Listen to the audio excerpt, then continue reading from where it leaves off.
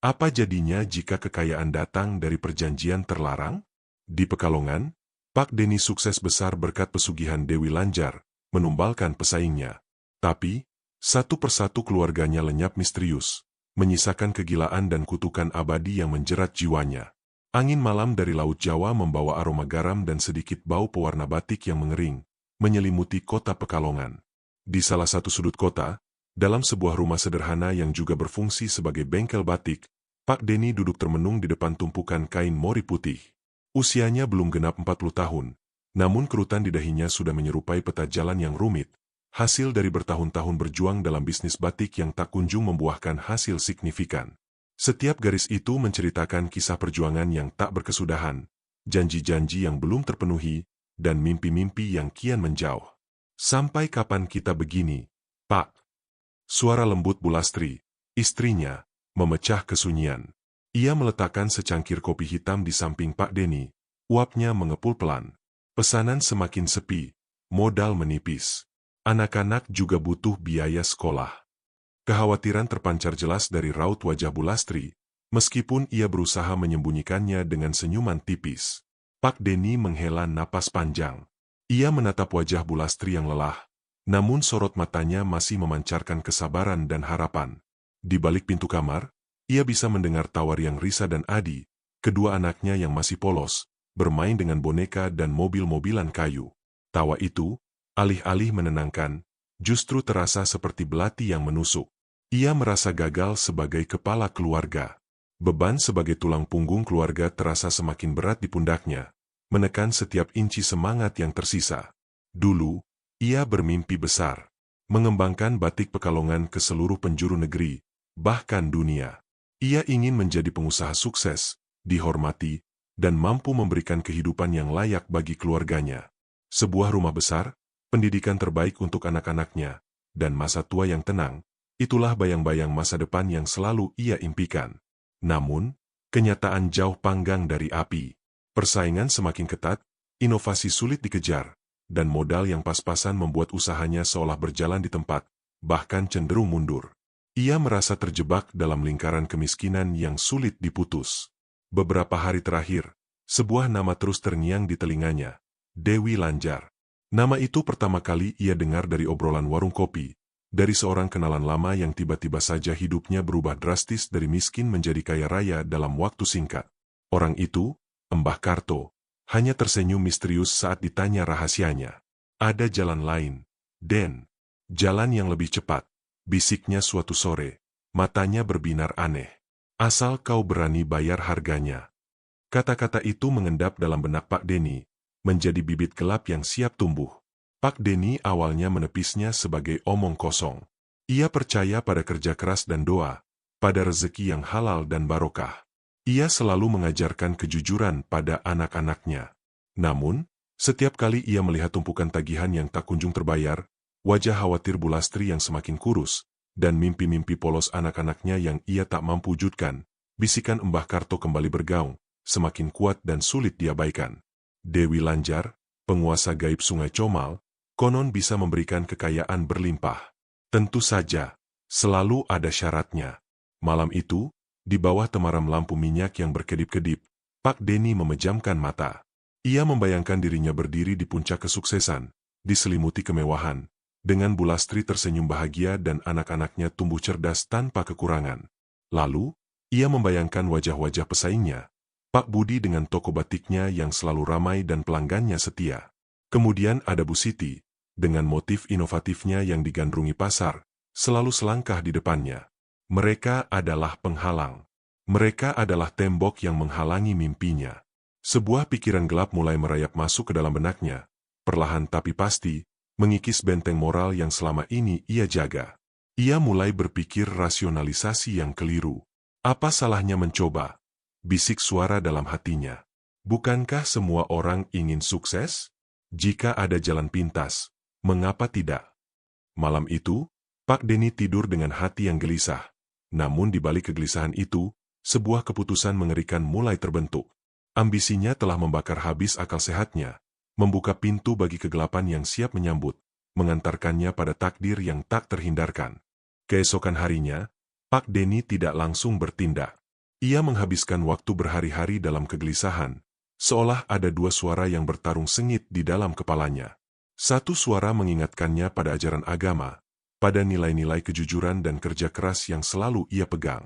Suara yang lain, lebih licik dan menggoda, terus membisikkan tentang kemewahan, kekuasaan, dan kebebasan finansial yang bisa ia raih dalam sekejap mata.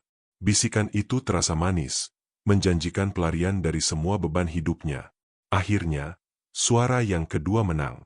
Pak Denny memutuskan untuk mencari Mbah Karto. Ia menemukan pria tua itu di sebuah warung kopi yang sepi. Matanya masih memancarkan kilatan aneh yang sulit diartikan. Tanpa basa-basi, Pak Denny langsung bertanya, "Mbah, soal yang kemarin itu, Dewi Lanjar, apa benar?"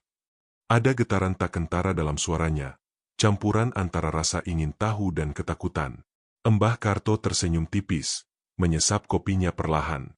Udara di sekitar mereka terasa lebih dingin, seolah warung kopi itu tiba-tiba terpisah dari hiruk-pikuk Pekalongan yang ramai. "Kau sudah siap, Den? Jalan ini bukan untuk orang lemah hati." Pertanyaan itu bukan sekadar pertanyaan, melainkan sebuah ujian, sebuah peringatan. Pak Denny mengangguk mantap, meskipun jantungnya berdebar kencang di balik dadanya. Ia merasakan darahnya berdesir lebih cepat. "Saya siap, Mbah. Saya sudah muak dengan kemiskinan ini. Saya ingin mengubah nasib keluarga saya." Kata-kata itu meluncur begitu saja, mengabaikan keraguan yang masih tersisa di sudut hatinya. Mbah Karto kemudian menjelaskan detailnya. Dewi Lanjar adalah sosok penunggu Sungai Comal, yang konon memiliki kekuatan untuk memberikan kekayaan tak terbatas. Namun, ada harga yang harus dibayar. Dewi Lanjar tidak meminta tumbal harta, Den. Dia meminta tumbal nyawa, kata Mbah Karto. Suaranya rendah dan serak, hampir seperti desisan. "Pesaingmu, mereka yang menghalangi jalanmu. Setiap kali kau ingin usahamu melesat, kau harus memberikan satu jiwa pesaingmu sebagai persembahan." Darah Pak Denny seolah membeku. Tubuhnya terasa dingin mendadak. Menumbalkan nyawa? Ini jauh lebih mengerikan dari yang ia bayangkan. Ia membayangkan wajah Pak Budi, pesaingnya di Jalan Pemuda, yang selalu ramah dan sering berbagi tips dengannya. Lalu Bu Siti, wanita parubaya yang baru saja membuka toko batik dengan motif modern yang sedang naik daun. Mereka adalah manusia, memiliki keluarga, memiliki kehidupan yang sama berharganya dengan miliknya. Bagaimana mungkin ia tega melakukan hal sekeji itu? Rasa mual tiba-tiba naik ke tenggorokannya. Tidak ada jalan lain, Den. Mbah Karto seolah membaca pikirannya. Matanya menatap tajam ke dalam mata Pak Denny, seolah menembus jiwanya. "Jika kau ingin kaya raya dalam sekejap, ini satu-satunya cara. Atau kau bisa kembali ke hidupmu yang sekarang, berjuang sampai tua, dan mungkin tidak pernah mencapai apa-apa. Pilihan ada di tanganmu." Kata-kata Mbah Karto menusuk tepat di ulu hati Pak Denny.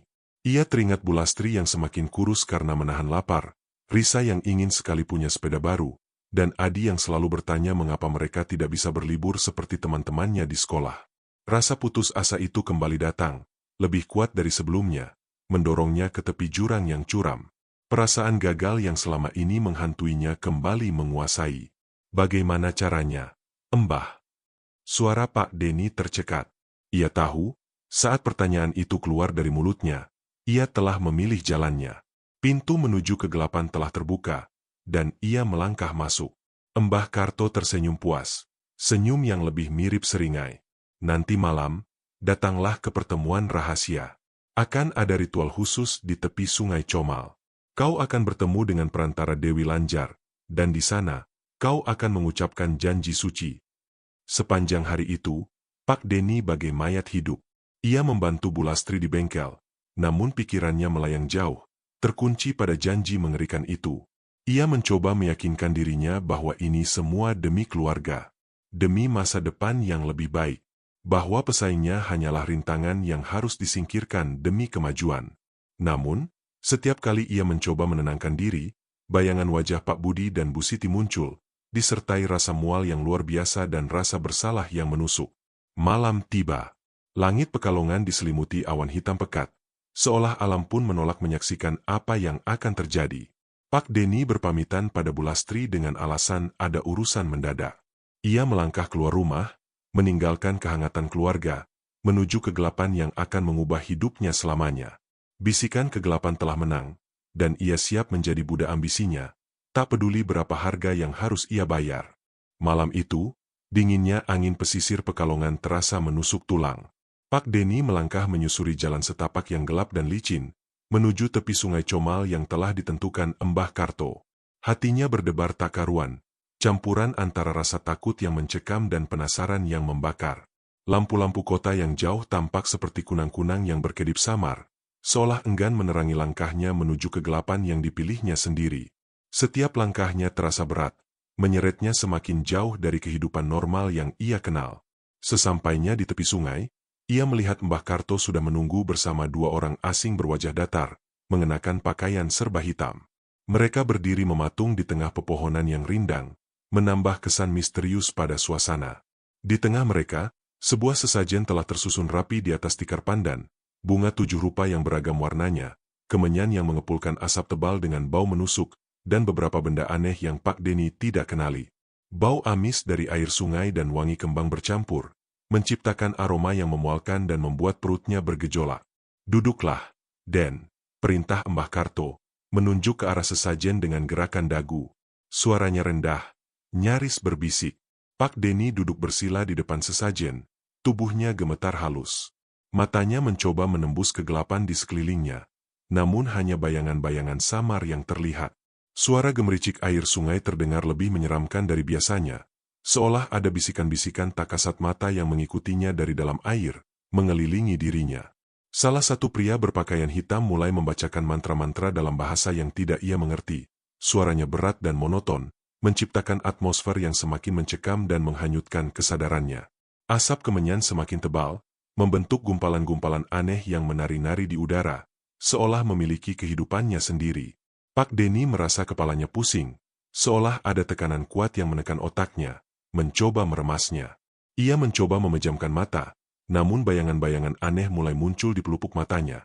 Sebuah siluet wanita berambut panjang dengan selendang hijau yang melambai-lambai, matanya memancarkan cahaya dingin yang menusuk, seolah menatap langsung ke dalam jiwanya. "Dia datang," bisik Mbah Karto, suaranya penuh hormat, hampir seperti gumaman. "Ucapkan janjimu, Den, dengan segenap hatimu." Pak Denny membuka mata. Di depannya, di antara kepulan asap yang masih mengepul, ia merasa ada kehadiran yang sangat kuat, dingin, namun memancarkan aura kekuasaan yang tak tertandingi. Ia tidak melihat wujud yang jelas, hanya siluet yang samar, namun ia tahu itu adalah Dewi Lanjar. Rasa takut yang luar biasa mencengkeram dirinya, namun dorongan untuk sukses jauh lebih kuat. Aku bersedia." Suara Pak Denny tercekat, bergetar hebat. "Aku bersedia memberikan tumbal para pesaingku demi kesuksesan dan kekayaan yang berlimpah." Setiap kata yang terucap terasa seperti paku yang menancap di hatinya. Ada rasa sakit, penyesalan yang mendalam, namun juga dorongan kuat dari ambisi yang telah menguasai seluruh dirinya. Begitu kata terakhir terucap, angin bertiup kencang secara tiba-tiba, memadamkan lilin-lilin di sesajen. Suara gemericik air sungai berubah menjadi deru ombak yang memekakkan telinga, seolah ada sesuatu yang besar baru saja bergerak di bawah permukaan air yang gelap. Aura gaib yang kuat menyelimuti seluruh area itu. Kemudian, semuanya kembali hening. Asap kemenyan menipis, dan kehadiran yang kuat itu perlahan memudar, seolah tak pernah ada. Mbah Karto tersenyum, senyum yang lebih mirip seringai puas. "Sudah selesai, Den. Perjanjian telah terucap. Sekarang, pulanglah, dan lihatlah bagaimana usahamu akan melesat." Pak Denny bangkit dengan kaki gemetar. Ia merasa lemas, namun di saat yang sama, ada sensasi aneh yang menjalar di sekujur tubuhnya, seperti aliran listrik dingin yang memberinya kekuatan baru yang mengerikan. Ia melangkah pulang, meninggalkan tepi Sungai Comal yang kini terasa lebih angker dan misterius. Ia tahu, ia telah menjual jiwanya. Ia telah mengikat perjanjian terlarang yang akan mengubah segalanya. Malam itu, Pak Denny tidur dengan mimpi buruk yang nyata, namun di sudut hatinya yang terdalam, ada secercah harapan gelap akan kekayaan yang akan segera datang, mengalahkan rasa takut yang membayanginya. Minggu-minggu setelah ritual di Sungai Comal terasa seperti mimpi bagi Pak Denny. Awalnya, ia masih diliputi keraguan dan ketakutan yang mendalam. Apakah semua itu hanya ilusi dari pikiran yang kalut? Apakah ia benar-benar telah melakukan perjanjian yang mengerikan, menjual sebagian dari dirinya untuk kekayaan semu? Namun, keraguan itu perlahan sirna seiring dengan perubahan drastis yang terjadi pada usahanya. Setiap hari yang berlalu membawa bukti nyata atas kekuatan yang kini berpihak padanya. Pesanan batik mulai berdatangan dari berbagai kota, bahkan dari luar Jawa. Telepon di bengkelnya tak henti berdering. Email masuk silih berganti membawa permintaan baru. Pembeli yang dulunya hanya melirik dengan sebelah mata, kini berbondong-bondong datang ke bengkelnya, seolah ada daya tarik magnetis yang tak terlihat. Motif batik yang ia ciptakan, yang dulunya dianggap biasa saja, kini terlihat lebih hidup, warnanya lebih memukau, dan desainnya seolah memiliki daya tarik magis yang tak tertahankan. Produksi meningkat pesat, ia harus merekrut lebih banyak karyawan, dan keuntungan mengalir deras seperti air bah di musim hujan. Pak, ini ada pesanan lagi dari Jakarta. Mereka minta 200 potong batik tulis dengan motif mega mendung. Seru Bu Lastri suatu pagi, matanya berbinar bahagia. Wajahnya yang dulu sering terlihat lelah, kini memancarkan kelegaan. Ia tak henti-hentinya bersyukur atas rezeki yang melimpah ini, menganggapnya sebagai buah dari kerja keras dan doa mereka selama ini. Alhamdulillah, Pak. Rezeki kita lancar sekali. Pak Denny hanya bisa tersenyum masam. Senyum itu tidak mencapai matanya, melainkan terasa seperti topeng yang menutupi kekosongan. Ia tahu, ini bukan sekadar rezeki. Ini adalah hasil dari perjanjiannya. Setiap kali ia melihat tumpukan uang di berangkasnya, bayangan Dewi Lanjar dengan selendang hijaunya seolah melintas di benaknya, mengingatkannya pada harga yang harus dibayar, sebuah janji yang tak mungkin diingkari. Dan harga itu, tak lama kemudian, mulai ditagih. Suatu sore, kabar mengejutkan menyebar di kalangan pengusaha batik Pekalongan, berembus seperti angin kencang yang membawa hawa dingin. Pak Budi, pesaing terberat Pak Denny yang memiliki toko batik di Jalan Pemuda, tiba-tiba mengalami kebangkrutan. Usahanya yang selama ini kokoh, mendadak limbung tanpa peringatan. Pesanan dibatalkan secara massal, karyawan mengundurkan diri entah mengapa, dan hutang menumpuk tak terkendali. Tak sampai seminggu kemudian, kabar yang lebih mengerikan datang. Pak Budi ditemukan meninggal dunia di rumahnya. Dokter menyatakan serangan jantung mendadak. Sebuah diagnosis yang terasa terlalu sederhana untuk menjelaskan keanehan ini. Namun, ada desas-desus di kalangan warga bahwa kematiannya tidak wajar. Beberapa tetangga bersumpah melihat bayangan hitam lintas di sekitar rumah Pak Budi sesaat sebelum ia ditemukan tak bernyawa. Seolah ada entitas tak kasat mata yang berkeliaran. Mendengar kabar itu, Pak Denny merasakan gelombang ketakutan yang luar biasa. Jantungnya berdebar kencang di dadanya. Keringat dingin membasahi tubuhnya. Ia tahu, ini bukan kebetulan. Ini adalah tumbal pertama. Dewi Lanjar telah menepati janjinya, dan ia telah menjadi penyebab kematian seseorang. Rasa bersalah menghimpitnya, beratnya seolah menindih dadanya. Malam itu, ia tak bisa tidur.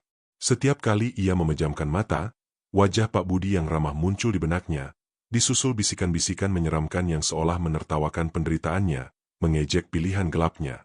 Rasa bersalah menghimpitnya, namun di sisi lain, ada juga rasa lega yang keji dan tak termaafkan. Rintangan pertama telah disingkirkan.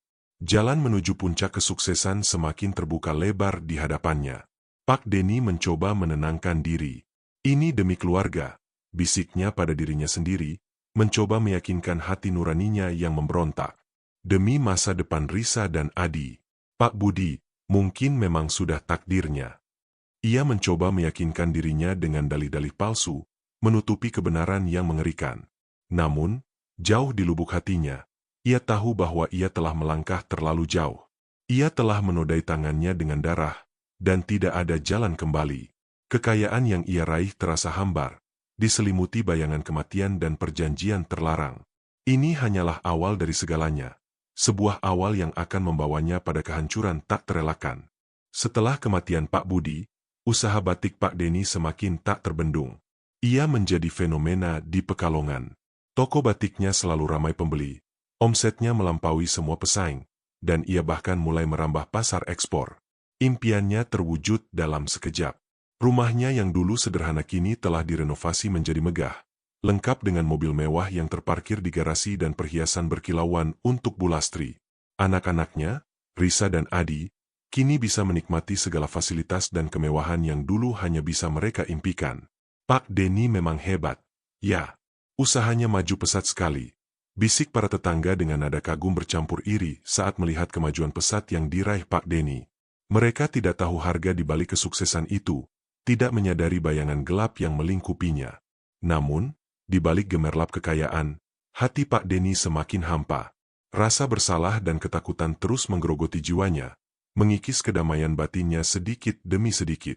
Ia seringkali terbangun di tengah malam dengan keringat dingin. Setelah mimpi buruk yang sama, ia berdiri di tepi sungai Comal, dikelilingi bayangan-bayangan gelap yang menari-nari, sementara suara Dewi Lanjar membisikkan janji-janji mengerikan, menuntut bagiannya. Dan seperti yang telah diperjanjikan, tumbal berlanjut. Beberapa bulan setelah kematian Pak Budi, giliran Bu Siti, pengusaha batik dengan motif inovatif yang sempat menjadi ancaman bagi Pak Denny. Usaha Bu Siti tiba-tiba mengalami kemunduran drastis. Karyawannya banyak yang mengundurkan diri tanpa alasan jelas. Mesin-mesin produksinya sering rusak secara misterius, dan motif-motif barunya mendadak tidak laku di pasaran. Bu Siti yang tadinya ceria dan penuh semangat, kini terlihat murung dan putus asa, kehilangan semua gairah hidupnya. Suatu pagi, kabar duka kembali menyelimuti Pekalongan. Bu Siti ditemukan meninggal dunia di bengkel batiknya sendiri. Penyebab kematiannya tidak jelas. Ada yang mengatakan ia bunuh diri karena depresi berat, ada pula yang berspekulasi bahwa ia meninggal karena kelelahan yang luar biasa. Namun, bagi Pak Denny, kematian Bu Siti adalah pukulan telak yang mengonfirmasi ketakutan terbesarnya. Tumbal kedua telah diberikan, darah kedua telah tertumpah karena ulahnya. Kali ini, rasa bersalah Pak Denny jauh lebih besar. Ia mengenal Bu Siti secara pribadi, pernah beberapa kali berinteraksi dalam acara pameran batik dan berbagi cerita tentang tantangan bisnis. Ia tahu Bu Siti adalah wanita pekerja keras yang sangat mencintai keluarganya. Kini, karena ambisinya, keluarga Bu Siti harus kehilangan sosok ibu dan tulang punggung. Beban di pundaknya terasa semakin berat, menghimpit jiwanya. Malam-malam Pak Denny semakin dipenuhi teror. Bisikan-bisikan halus mulai terdengar di telinganya. Bahkan saat ia terjaga dan beraktivitas. Suara-suara itu seolah mengejek, menertawakan, dan mengingatkannya pada perjanjian yang telah ia buat. Ia mulai melihat bayangan-bayangan sekilas di sudut matanya, merasakan sentuhan dingin yang tak terlihat di kulitnya, dan mencium aroma kembang melati yang menusuk hidung, aroma khas yang ia cium saat ritual di tepi sungai yang mengerikan itu. Ia mencoba menyibukkan diri dengan pekerjaan, dengan uang, dengan kemewahan yang ia miliki. Ia membeli lebih banyak barang mewah, berlibur ke tempat-tempat eksotis, mencoba melarikan diri dari kenyataan. Namun, semua itu tidak bisa mengisi kehampaan di hatinya. Setiap tawa Bu Lastri dan anak-anaknya terasa seperti melodi yang sumbang, karena ia tahu kebahagiaan itu dibangun di atas penderitaan dan kematian orang lain yang tak bersalah. Pak Denny mulai menarik diri dari pergaulan. Ia menjadi lebih pendiam, sering melamun, dan mudah terkejut oleh hal-hal kecil. Bu Lastri mulai menyadari perubahan sikap suaminya. Namun ia mengira Pak Denny hanya kelelahan karena terlalu banyak bekerja atau masih memikirkan bisnis. Ia tidak tahu bahwa suaminya sedang berperang melawan iblis yang ia ciptakan sendiri, sebuah pertempuran di dalam jiwanya yang perlahan menghancurkannya. Puncak kejayaan Pak Denny telah tiba, namun di baliknya, sebuah bayangan gelap mulai membayangi, siap menuntut harga yang lebih mahal dan tak terduga. Kekayaan melimpah ruah. Namun kebahagiaan di rumah Pak Denny perlahan memudar, digantikan oleh aura dingin yang tak kasat mata. Bu Lastri, wanita yang sabar dan penuh kasih, mulai merasakan keanehan. Awalnya hanya hal-hal kecil yang mudah diabaikan, pintu yang terbuka sendiri padahal sudah terkunci rapat, suara langkah kaki samar di malam hari saat semua orang sudah tidur, atau barang-barang yang berpindah tempat tanpa sebab yang jelas. Sebuah cangkir kopi yang diletakkan di meja dapur, tiba-tiba ditemukan di ruang tamu. Risa, Adi, kalian main apa semalam? Kenapa boneka kalian ada di dapur? Tanya Bu Lastri suatu pagi, kebingungan. Ia mencoba mencari penjelasan logis atas kejadian-kejadian tersebut. Risa dan Adi hanya menggeleng. Mata polos mereka memancarkan kebingungan yang sama. Bukan kami, Bu. Kami tidur dari tadi malam. Lagi pula, kami tidak pernah membawa boneka ke dapur. Kejadian-kejadian itu semakin sering terjadi dan semakin aneh. Suatu malam, saat Bu Lastri sedang menjahit di ruang keluarga, lampu tiba-tiba berkedip-kedip kencang, lalu padam total, meninggalkan mereka dalam kegelapan pekat. Gelap gulita menyelimuti ruangan, dan Bu Lastri bersumpah mendengar bisikan-bisikan aneh yang berdesir di telinganya, seolah ada banyak suara yang berbicara dalam bahasa yang tak ia pahami, namun mengandung nada ancaman. Ia menjerit ketakutan, dan Pak Denny buru-buru datang menyalakan lampu yang untungnya segera berfungsi kembali. "Ada apa, Bu? Kenapa berteriak?" tanya Pak Denny. Wajahnya pucat pasi, menutupi ketakutan yang sama dengan raut wajahnya. "Lampu mati, Pak. Dan saya mendengar suara-suara aneh," jawab Bu Lastri. Suaranya masih bergetar. Ia menatap suaminya, mencari penjelasan. Pak Denny hanya mengangguk. Namun Bu Lastri melihat sorot ketakutan yang sama di mata suaminya. Sebuah ketakutan yang tidak bisa disembunyikan. Ia mulai curiga. Sikap Pak Denny semakin aneh. Ia sering melamun kosong, mudah marah tanpa sebab, dan seringkali terlihat berbicara sendiri dengan lirih. Tidurnya pun tidak nyenyak, sering mengigau dan berteriak di tengah malam, menyebut nama-nama yang tidak dikenal Bu Lastri. "Pak, akhir-akhir ini Bapak kenapa? Bapak sakit?" tanya Bu Lastri suatu hari, mencoba mendekat, tangannya menyentuh lengan Pak Denny. Pak Denny hanya menggeleng, menghindari tatapan mata istrinya. Ia menarik tangannya seolah tersengat. "Tidak apa-apa, Bu. Hanya pekerjaan. Banyak pikiran." Alasan itu terdengar hampa, tidak meyakinkan sama sekali. Namun, Bu Lastri tidak puas dengan jawaban itu. Ia tahu suaminya menyembunyikan sesuatu yang besar, sesuatu yang mengerikan. Aura di rumah mereka terasa semakin berat dan dingin, seolah ada kehadiran tak kasat mata yang terus mengawasi.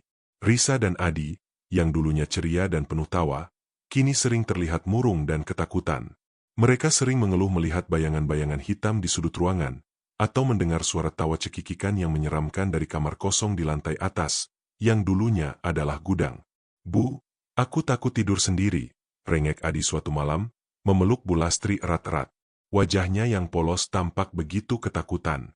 "Ada bayangan hitam di kamarku. Dia selalu menatapku." Bu Lastri mencoba menenangkan anaknya, namun hatinya sendiri diliputi kecemasan yang luar biasa. Ia mulai berpikir untuk memanggil kiai atau orang pintar untuk membersihkan rumah. Namun Pak Denny selalu menolak dengan alasan tidak masuk akal dan terkesan panik. "Tidak perlu, Bu. Itu hanya perasaan kalian saja," kata Pak Denny. Suaranya terdengar tegang dan penuh desakan. Suatu malam, saat Pak Denny sedang tidur pulas, Bu Lastri diam-diam memeriksa dompet suaminya. Ia menemukan sebuah kain kecil berwarna hijau tua, terlipat rapi, berbau kembang melati yang menyengat dan aneh. Ia tak pernah melihat kain itu sebelumnya. Saat ia menyentuhnya, rasa dingin yang menusuk menjalar ke seluruh lengannya, membuatnya merinding dan bulu kuduknya berdiri. Ia buru-buru meletakkan kembali kain itu, namun pikirannya dipenuhi tanda tanya besar yang tak bisa ia abaikan. Bu Lastri mulai menghubungkan semua kejadian aneh ini dengan perubahan sikap Pak Denny yang drastis. Ia teringat desas-desus tentang pesugihan Dewi Lanjar yang pernah ia dengar dari tetangga lama. Mungkinkah? Tidak, tidak mungkin. Suaminya adalah orang yang taat beragama. Tidak mungkin ia melakukan hal sekeji itu. Namun, bayangan di rumah semakin nyata, dan ketakutan Bu Lastri semakin memuncak. Ia tahu, ada sesuatu yang sangat salah, dan ia harus mencari tahu kebenarannya, sebelum bayangan gelap itu menelan mereka semua, sebelum semuanya terlambat. Pagi itu, rumah Pak Denny diselimuti duka yang mencekam. Adi, anak bungsunya yang baru berusia 7 tahun, ditemukan tak bernyawa di tempat tidurnya. Wajahnya pucat pasi, tubuhnya dingin, dan tidak ada tanda-tanda penyakit serius yang mendahuluinya. Dokter yang memeriksa hanya bisa menggelengkan kepala, tidak menemukan penyebab pasti kematiannya. Sakit misterius, itulah vonis yang mereka berikan. Sebuah kalimat hampa yang terasa begitu menusuk hati Bu Lastri. Tangisan Bu Lastri pecah, mengoyak kesunyian rumah mewah itu. Ia memeluk tubuh mungil Adi yang tak bernyawa, seolah tak percaya dengan kenyataan pahit ini. Setiap serat dalam dirinya meronta, menolak takdir kejam ini. "Adi, anakku, kenapa kau tinggalkan ibu?" rintihnya. Air mata membanjiri pipinya, membasahi kain kafan yang menyelimuti putranya. Pak Denny berdiri terpaku di sudut ruangan, wajahnya seputih kapas. Ia tidak menangis, tidak bisa. Air matanya seolah mengering, digantikan oleh gelombang kepanikan dan penyesalan yang luar biasa. Ia tahu, ini bukan sakit misterius. Ini adalah tumbal. Tumbal yang paling mengerikan. Dewi Lanjar telah menagih janjinya, bukan lagi dari pesaing yang tak ia kenal dekat, melainkan dari darah dagingnya sendiri, buah hatinya yang tak berdosa. Ia teringat bisikan-bisikan yang semakin sering ia dengar, bayangan-bayangan yang semakin jelas ia lihat. Mereka bukan lagi mengejek, melainkan menuntut. Menuntut lebih. Ia telah mengabaikan peringatan itu, terlalu terlena dengan kekayaan yang ia raih. Dan kini, ia harus membayar harga yang tak terhingga, sebuah harga yang melebihi segala emas dan permata. Adi, anakku. Suara Bulastri yang parau menusuk jantung Pak Deni. Ia merasa seperti monster yang keji, monster yang telah mengorbankan anaknya sendiri demi ambisi buta dan kekayaan fana. Setelah pemakaman Adi, suasana rumah menjadi semakin dingin dan mencekam. Dinding-dinding seolah menyimpan duka yang pekat. Bulastri tenggelam dalam kesedihan yang mendalam. Ia sering mengurung diri di kamar, menangisi kepergian Adi, memeluk pakaian dan mainan anaknya yang kosong. Risa, anak sulungnya, juga terlihat murung dan kehilangan keceriaannya.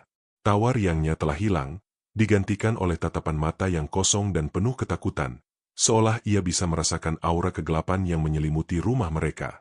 Pak Deni mencoba mendekati Bulastri, mencoba menghibur, namun setiap sentuhannya seolah ditolak mentah-mentah. Bulastri menatapnya dengan tatapan kosong, penuh luka dan pertanyaan yang tak terucap, sebuah tuduhan tanpa kata. Ia tahu, Bulastri merasakan ada sesuatu yang tidak beres, meskipun ia belum tahu kebenarannya yang mengerikan. Malam itu, Pak Deni tak tahan lagi dengan beban yang menghimpitnya. Ia pergi ke tepi sungai Comal, ke tempat ia melakukan ritual terkutuk itu, berharap bisa mengakhiri penderitaannya. Dewi Lanjar, hentikan ini. Aku mohon. Cukup. Jangan lagi, teriaknya, suaranya putus asa, bercampur dengan isak tangis yang tertahan. Namun, yang ia dapatkan hanyalah hening. Hening yang lebih menyeramkan dari teriakan apapun. Lalu, sebuah bisikan dingin menusuk telinganya, seolah datang dari dalam air sungai itu sendiri, mengalir bersama arus. Kau telah berjanji, Deni. Jiwamu terikat. Tumbal harus terus berlanjut. Ini baru permulaan dari penyesalanmu. Pak Deni jatuh berlutut. Tubuhnya gemetar tak terkendali. Ia mencoba melawan, mencoba mencari cara untuk membatalkan perjanjian itu, memohon belas kasihan. Namun, ia merasa tak berdaya. Kekuatan Dewi Lanjar terlalu besar, terlalu menakutkan, mengikatnya tanpa celah. Ia terperangkap dalam jaring yang ia ciptakan sendiri, tanpa harapan untuk meloloskan diri. Pulang ke rumah, ia melihat Risa sedang duduk sendirian di ruang tamu, memeluk boneka kesayangan Adi yang masih tercium aroma adiknya. Wajahnya terlihat sangat ketakutan. Matanya terus menatap ke sudut ruangan yang kosong. Pak Deni merasakan firasat buruk yang menusuk, sebuah firasat yang lebih dingin dari angin malam. Ia tahu, ini belum berakhir. Tumbal akan terus berlanjut, dan ia tidak bisa berbuat apa-apa untuk menghentikannya. Rasa bersalah dan penyesalan kini menjadi teman setianya, menggerogoti jiwanya hingga tak tersisa. Duka atas kepergian Adi belum juga mereda, namun takdir kejam kembali menghantam keluarga Pak Deni. Beberapa minggu setelah kematian Adi, Risa, anak sulungnya yang berusia 12 tahun, mengalami kecelakaan tragis yang sangat aneh. Ia sedang bermain sepeda di kompleks perumahan. Seperti biasa, sore itu, tiba-tiba, entah dari mana, sebuah mobil melaju kencang, menabraknya, lalu menghilang begitu saja tanpa jejak, seolah ditarik paksa ke dimensi lain. Saksi mata mengatakan mobil itu muncul dan lenyap seperti hantu, meninggalkan kebingungan dan kengerian di antara warga. Risa dilarikan ke rumah sakit, namun nyawanya tak tertolong. Ia meninggal di pelukan Pak Deni, dengan tatapan mata yang penuh ketakutan dan pertanyaan yang tak sempat terucap, seolah ingin bertanya mengapa ini terjadi pada dirinya. Risa, anakku, tidak mungkin, teriak Bulastri histeris saat mendengar kabar itu. Ia jatuh pingsan, tak sanggup menahan beban duka yang bertubi-tubi yang menghancurkan jiwanya. Kedua anaknya telah tiada, meninggalkannya dalam kehampaan. Ketika Bulastri sadar, matanya menatap Pak Deni dengan nyalang, penuh amarah dan tuduhan yang membara. Ini semua karena Bapak. Ada apa dengan Bapak? Kenapa anak-anak kita? Kenapa mereka semua pergi? Suaranya serak, penuh keputusasaan yang menusuk. Apa yang Bapak sembunyikan selama ini? Pak Denny hanya bisa diam, menunduk. Ia tak sanggup menatap mata istrinya, merasa dirinya adalah makhluk paling hina. Ia ingin berteriak, ingin mengakui semuanya, ingin memohon maaf, namun lidahnya keluh, seolah ada kekuatan tak kasat mata yang membungkamnya. Ia merasa seperti pengecut, monster yang telah menghancurkan keluarganya sendiri demi kekayaan yang kini terasa menjijikan. Arwah Adi dan Risa seolah melayang-layang di sekitarnya, menatapnya dengan tatapan penuh luka dan kekecewaan, menambah beban di hatinya. Bisikan Dewi Lanjar semakin lantang, menuntut tumbal selanjutnya. Istrimu, Denny, dia adalah yang berikutnya. Jangan coba-coba menghalangi. Suara dingin Dewi Lanjar berdesir di telinga Pak Denny, seolah datang dari setiap sudut ruangan, bahkan dari dalam benaknya sendiri. Pak Denny dilanda kepanikan yang luar biasa. Ia tidak bisa membiarkan Bu Lastri pergi. Ia sudah kehilangan segalanya. Ia mencoba mencari bantuan, mendatangi beberapa kiai dan orang pintar secara diam-diam di Pekalongan dan sekitarnya. Namun, setiap kali ia menceritakan masalahnya, mereka semua menggelengkan kepala. Wajah mereka memancarkan ketakutan yang jelas. Perjanjianmu terlalu kuat. Nak, kami tidak bisa berbuat apa-apa. Kau telah mengikat diri dengan kekuatan yang melampaui batas kami, kata salah satu kiai sepuh dengan suara bergetar. Kesehatan mental Pak Denny memburuk drastis. Ia tidak bisa tidur, tidak bisa makan. Wajahnya semakin cekung, matanya merah dan bengkak, dengan lingkaran hitam di bawahnya. Ia sering terlihat berbicara sendiri, tertawa tanpa sebab, atau tiba-tiba menangis histeris. Ia melihat bayangan-bayangan anak-anaknya di setiap sudut rumah, mendengar suara tawa dan tangisan mereka yang menyayat hati, sebuah siksaan tiada henti. Bu Lastri, meskipun masih berduka mendalam, mulai mengumpulkan keberanian.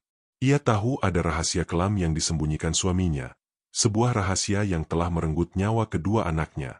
Ia mulai mencari petunjuk, mengamati setiap gerak-gerik Pak Denny, dan mencoba mengingat setiap kejadian aneh yang terjadi di rumah mereka.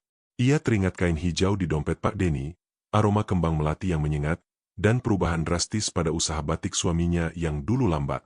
Semua potongan teka-teki itu perlahan mulai menyatu di benaknya. Malam itu, saat Pak Denny tertidur pulas akibat obat penenang yang ia konsumsi, Bu Lastri diam-diam mencari di laci-laci dan lemari suaminya. Ia harus menemukan kebenaran. Apapun itu, ia harus tahu mengapa keluarganya hancur, mengapa ia harus kehilangan buah hatinya. Ia tidak tahu bahwa setiap langkahnya semakin mendekatkannya pada takdir yang mengerikan, takdir yang telah disiapkan oleh Dewi Lanjar sebagai tumbal terakhir. Kehilangan yang tak terelakkan akan segera tiba, dan kali ini, ia akan menjadi korbannya yang terakhir. Bu Lastri terus mencari. Di bawah tumpukan berkas-berkas lama di laci meja kerja Pak Denny, ia menemukan sebuah buku lusuh tanpa judul. Jantungnya berdebar kencang saat ia membukanya. Di dalamnya, tertulis catatan tangan Pak Denny yang berantakan, berisi tanggal-tanggal, nama-nama pesaing yang tak asing baginya, dan coretan-coretan aneh yang menyerupai mantra. Di salah satu halaman, ia menemukan sketsa kasar sebuah ritual di tepi sungai, lengkap dengan gambar sesajen dan siluet wanita berambut panjang yang terasa familiar dari mimpi buruknya. Di halaman terakhir, tertulis dengan huruf besar dan tebal, seolah ditekan dengan emosi yang kuat, Dewi Lanjar, tumbal jiwa, keluarga. Dunia Bu Lastri runtuh seketika. Ia terhuyung mundur. Buku itu jatuh dari tangannya dan mendarat di lantai kayu dengan suara kecil. Air mata yang selama ini ia tahan, kini mengalir deras, membasahi pipinya. Suaminya telah melakukan pesugihan. Ia telah menjual jiwa keluarganya demi kekayaan yang kini terasa begitu menjijikan. Kematian Adi dan Risa itu semua bukan kebetulan. Itu adalah tumbal. Sebuah kebenaran yang kejam menghantamnya telak. Amarah dan kesedihan bercampur aduk dalam dirinya, menciptakan badai emosi yang dahsyat. Ia merasa dikhianati, dihancurkan, dan tak berdaya. Ia mengambil buku itu, lalu menghampiri Pak Denny yang sedang duduk melamun di ruang tamu. Tatapan matanya kosong, tak fokus pada apapun. "Ini apa, Pak?" teriak Bu Lastri, menunjukkan buku itu dengan tangan gemetar. Suaranya bergetar hebat, dipenuhi kemarahan yang meluap. "Jawab saya, ini apa?" Pak Denny terkesiap, Matanya membelalak saat melihat buku itu di tangan istrinya. Wajahnya pucat pasi, ketakutan yang luar biasa terpancar jelas dari setiap garis wajahnya. Bu Lastri, jangan. Ia mencoba meraih tangan istrinya, namun ragu. Jangan apa? Jangan pura-pura tidak tahu. Bapak sudah gila. Bapak sudah menjual anak-anak kita. Bapak sudah menjual keluarga kita demi uang kotor ini. Bu Lastri berteriak histeris, air matanya membanjiri pipinya. Suaranya pecah karena duka dan amarah. Ia memukul-mukul dada Pak Denny dengan lemah, melampiaskan semua rasa sakit dan amarahnya yang tak tertahankan. Pak Denny hanya bisa pasrah. Tubuhnya gemetar tak terkendali. Ia mencoba memeluk istrinya, mencoba meminta maaf dan menjelaskan. Namun Bu Lastri menepisnya dengan kasar, seolah ia adalah kotoran. Tiba-tiba, suasana di dalam rumah berubah drastis. Angin dingin berhembus kencang dari dalam rumah, padahal semua jendela tertutup rapat. Lampu-lampu di seluruh ruangan berkedip-kedip tak karuan, lalu padam, satu persatu, meninggalkan mereka dalam kegelapan pekat. Suara tawa cekikikan yang menyeramkan mulai terdengar, bergaung di seluruh ruangan, memenuhi telinga mereka, diikuti bisikan-bisikan yang semakin lantang, seolah ada entitas tak terlihat yang memenuhi setiap sudut rumah. Perjanjian harus dipenuhi. Denny, tumbal terakhirmu. Suara dingin Dewi Lanjar berdesir di telinga Pak Denny, terasa begitu dekat, seolah ia berbisik langsung di belakangnya. Bu Lastri menjerit ketakutan. Suaranya pecah. Ia mencoba berlari, namun kakinya seolah terpaku di tempat, tak bisa digerakkan. Di tengah kegelapan, Pak Denny melihat siluet sosok wanita berambut panjang dengan selendang hijau, berdiri tepat di belakang Bu Lastri. Matanya memancarkan cahaya merah menyala, menatap tajam ke arah istrinya. Tidak, jangan Bu Lastri, teriak Pak Denny, mencoba meraih istrinya, menjauhkannya dari sosok mengerikan itu. Namun, tubuhnya seolah tak bisa bergerak, terkunci dalam kengerian yang tak bisa dihindari. Ia hanya bisa menyaksikan dengan mata terbelalak, penuh kengerian yang tak terlukiskan. Sosok itu meraih Bu Lastri. Bu Lastri berteriak, meronta-ronta dengan sisa tenaganya. Namun cengkeraman gaib itu terlalu kuat, tak bisa dilawan. Pak Denny melihat tubuh Bu Lastri terangkat ke udara, melayang sejenak, lalu terpental keras membentur dinding, menghasilkan suara berdebum yang memilukan. Ia jatuh ke lantai, tak bergerak, dengan posisi yang tidak wajar. Pak Denny merangkak mendekat. Tangannya gemetar meraih tubuh istrinya yang sudah tak bernyawa. Wajah Bu Lastri pucat pasi, matanya terbuka lebar, memancarkan ketakutan yang abadi, seolah ia melihat neraka di detik-detik terakhirnya. Di lehernya, terlihat bekas cekikan yang mengerikan, menghitam, seolah dicekik oleh tangan tak kasat mata yang sangat kuat. Bu Lastri! Bu Lastri! Pak Denny merintih, memeluk tubuh dingin istrinya erat-erat. Air matanya akhirnya tumpah, namun itu adalah air mata penyesalan, air mata kehancuran, air mata dari jiwa yang telah hancur. Pada saat itu, sesuatu dalam diri Pak Denny patah. Jiwanya hancur berkeping-keping, tak bersisa. Ia tertawa, tawa yang kering dan mengerikan, lalu menangis histeris, kemudian kembali tertawa, sebuah tawa yang putus asa.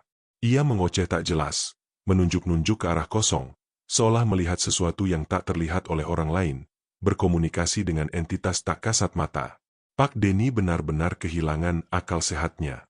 Tubuhnya masih hidup, namun jiwanya telah mati, terkoyak oleh kengerian yang ia ciptakan sendiri, menjadi gila seutuhnya. Setelah kematian tragis Bu Lastri, rumah mewah Pak Denny berubah menjadi neraka. Pak Denny sendiri, yang kini benar-benar gila, sering terlihat berkeliaran di jalanan Pekalongan. Rambutnya acak-acakan, pakaiannya kotor dan compang-camping, matanya merah dan kosong, menatap ke kejauhan seolah melihat sesuatu yang tak kasat mata. Ia sering berbicara sendiri. Tawa cekikikan aneh kadang keluar dari mulutnya tanpa sebab, atau tiba-tiba berteriak histeris, menyebut nama Dewi Lanjar, dan Tumbal, dengan suara parau. Adi, Risa, Bu Lastri, maafkan Bapak, maafkan Bapak.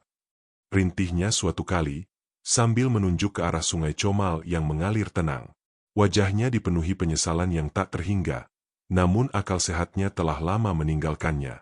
Warga desa, yang selama ini hanya berbisik-bisik tentang perubahan drastis pada keluarga Pak Denny, kini mulai memahami kebenaran yang mengerikan. Desas-desus tentang pesugihan Dewi Lanjar yang dilakukan Pak Deni menyebar dengan cepat, dari mulut ke mulut, menjadi cerita yang menakutkan. Mereka mengaitkan kekayaan mendadak Pak Deni dengan kematian misterius para pesaingnya, dan kini, kehancuran keluarganya sendiri yang tak masuk akal. Semua kepingan puzzle kini telah terangkai, membentuk gambaran yang utuh dan menakutkan. Pantas saja Pak Budi dan Bu Siti meninggal mendadak.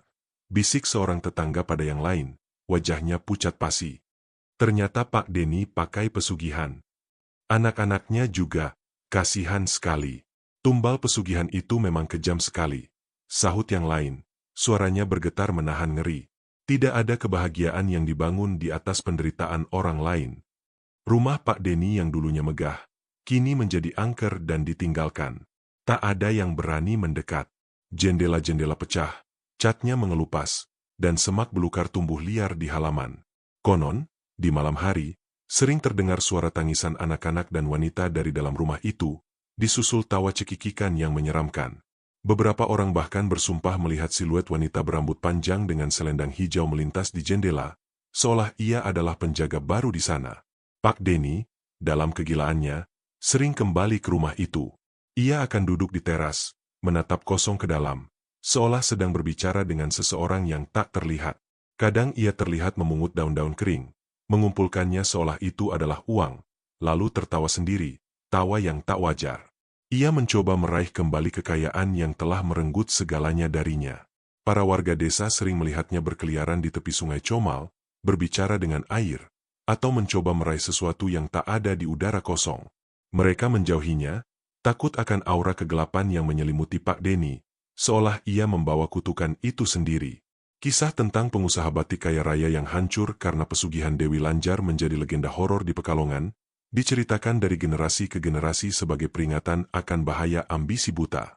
Tidak ada yang tahu pasti bagaimana Pak Deni makan, atau di mana ia tidur. Ia hidup seperti orang buangan, bayangan dari dirinya yang dulu berkuasa. Kekayaan yang ia raih kini tak berarti apa-apa. Ia kehilangan segalanya, keluarga, akal sehat, dan kehormatannya. Ia adalah bukti nyata dari kutukan yang terungkap, sebuah harga yang harus dibayar atas perjanjiannya dengan kegelapan. Dan semua orang tahu bahwa ia adalah korban dari perbuatannya sendiri, terperangkap dalam konsekuensi dari ambisinya yang tak terkendali. Suatu pagi yang dingin, warga Pekalongan dikejutkan oleh kabar hilangnya Pak Deni. Ia tidak lagi terlihat berkeliaran di jalanan atau di tepi sungai Comal. Beberapa hari kemudian, tubuhnya ditemukan mengambang di muara sungai Comal, dalam kondisi yang sangat mengenaskan. Wajahnya pucat pasi, matanya terbelalak, seolah melihat kengerian terakhir yang tak terbayangkan sebelum ajalnya tiba. Tidak ada luka fisik yang jelas di tubuhnya, namun ia terasa dingin membeku, seolah semua kehidupannya telah terkuras habis oleh sesuatu yang tak kasat mata. Polisi menyimpulkan kematiannya sebagai kecelakaan atau bunuh diri, namun warga desa tahu kebenarannya. Ini adalah akhir dari kisah tragis Pak Deni, pengusaha batik yang terperosok dalam jurang kegelapan karena ambisinya yang tak terkendali. Pemakamannya berlangsung sepi, hanya dihadiri oleh beberapa kerabat jauh yang datang karena rasa iba. Tak ada air mata penyesalan dari warga, hanya ketakutan dan rasa lega yang mendalam bahwa kutukan itu akhirnya berakhir dari tanah mereka. Namun, benarkah semua berakhir? Kisah Pak Deni menjadi legenda yang diceritakan turun-temurun di Pekalongan. Anak-anak kecil dilarang bermain di dekat sungai Comal saat senja tiba, dan para pengusaha diingatkan untuk tidak mencari jalan pintas dalam meraih kekayaan. Rumah Pak Deni yang angker tetap berdiri, menjadi monumen bisu atas kehancuran yang ia ciptakan sendiri. Dinding-dindingnya seolah memancarkan aura dingin yang menguar, membuat siapa saja bergidik. Beberapa orang yang berani mendekati rumah itu di malam hari bersumpah mendengar suara bisikan-bisikan aneh dari dalam, suara tawa cekikikan yang dingin, dan kadang-kadang, suara rintihan seorang pria yang memohon ampun dengan suara parau. Konon, itu adalah suara Pak Deni, terperangkap di antara dinding-dinding bekas kemewahan palsunya. Raganya mungkin telah tiada, terkubur di tanah dingin Pekalongan. Namun, jiwanya tidak pernah tenang. Perjanjian yang ia buat dengan Dewi Lanjar adalah ikatan abadi yang tak terpisahkan. Jiwanya telah menjadi milik sang penguasa gaib sungai Comal, terikat selamanya sebagai budak abadi. Ia tidak akan pernah bisa beristirahat dalam damai, selamanya terjebak dalam siksaan tanpa akhir. Setiap malam, Jiwanya dipaksa untuk melayani Dewi Lanjar, merasakan penderitaan yang tak berkesudahan, menjadi tumbal hidup yang tak pernah mati, sebuah bayangan dari dirinya yang dulu. Ia mungkin muncul dalam mimpi buruk orang-orang serakah, atau dalam bisikan angin di tepi sungai, mengingatkan mereka akan harga yang harus dibayar jika berani bermain-main dengan kekuatan kegelapan. Kisah Pak Denny adalah peringatan keras. Ambisi buta tanpa moral akan selalu menuntut harga yang jauh lebih mahal dari kekayaan apapun. Dan terkadang, harga itu adalah jiwa itu sendiri, yang selamanya terperangkap dalam kegelapan, menjadi budak abadi dari perjanjian terlarang yang tak dapat ditarik kembali. Kisah Pak Denny di Pekalongan bukanlah sekadar cerita horor belaka. Ini adalah cerminan mengerikan dari ambisi buta dan konsekuensi fatal dari mencari jalan pintas. Pak Denny, seorang pengusaha batik yang putus asa, memilih untuk mengikat perjanjian terlarang dengan Dewi Lanjar, entitas gaib penguasa Sungai Comal. Ia meraih kekayaan melimpah, menjadikan bisnis batiknya yang dulu lesu menjadi raksasa di Pekalongan, semua itu dengan menumbalkan nyawa para pesaingnya. Namun, kemakmuran yang dibangun di atas darah dan penderitaan tidak pernah membawa kebahagiaan sejati. Dewi Lanjar adalah penguasa yang kejam, dan perjanjiannya menuntut lebih dari sekadar pesaing. Perlahan namun pasti, bayangan gelap merayap masuk ke dalam hidup Pak Denny, menghancurkan fondasi kebahagiaan satu-satunya yang ia miliki, keluarganya. Satu persatu, anak-anaknya, Adi dan Risa, meninggal secara tidak wajar, meninggalkan duka yang mendalam. Bulastri, istrinya, harus menanggung penderitaan yang tak terhingga, hingga akhirnya ia pun menjadi tumbal terakhir yang mengerikan. Kehancuran ini bukan hanya fisik, melainkan juga mental dan spiritual. Pak Denny menyaksikan sendiri bagaimana hidupnya porak-poranda, membuatnya kehilangan akal sehat. Ia menjadi gila, berkeliaran di jalanan Pekalongan, menjadi tontonan dan bahan bisik-bisik warga yang akhirnya mengetahui rahasia kelamnya. Rumah megahnya yang dulu jadi simbol kesuksesan, kini berdiri angker, menjadi monumen bisu bagi ambisi yang menghancurkan. Kematian fisik Pak Denny di muara Sungai Comal bukanlah akhir dari penderitaannya. Jiwanya, yang telah ia gadaikan dalam perjanjian gelap itu, selamanya terikat pada Dewi Lanjar. Ia menjadi budak abadi di alam gaib, merasakan siksaan tak berkesudahan sebagai harga dari keserakahannya. Kisahnya menjadi legenda, sebuah peringatan lisan di Pekalongan, diceritakan dari generasi ke generasi. Pesan moral dari kisah Pak Denny sangat jelas. Kesuksesan yang dibangun di atas dasar yang tidak benar, yang mengorbankan nilai-nilai moral dan kemanusiaan, tidak akan pernah membawa kebahagiaan sejati. Ambisi yang melampaui batas dan keserakahan yang membutakan hati hanya akan berakhir pada kehancuran total. Kekayaan materi yang diperoleh dengan cara kotor akan selalu menuntut harga yang jauh lebih mahal, seringkali melibatkan nyawa dan jiwa yang tak ternilai harganya. Biarlah kisah tragis Pak Denny menjadi pengingat bagi kita semua untuk selalu berpegang teguh pada kebaikan, kejujuran, dan bersyukur atas apa yang kita miliki, karena harga dari dosa bisa jadi adalah kehilangan segalanya, bahkan diri kita sendiri.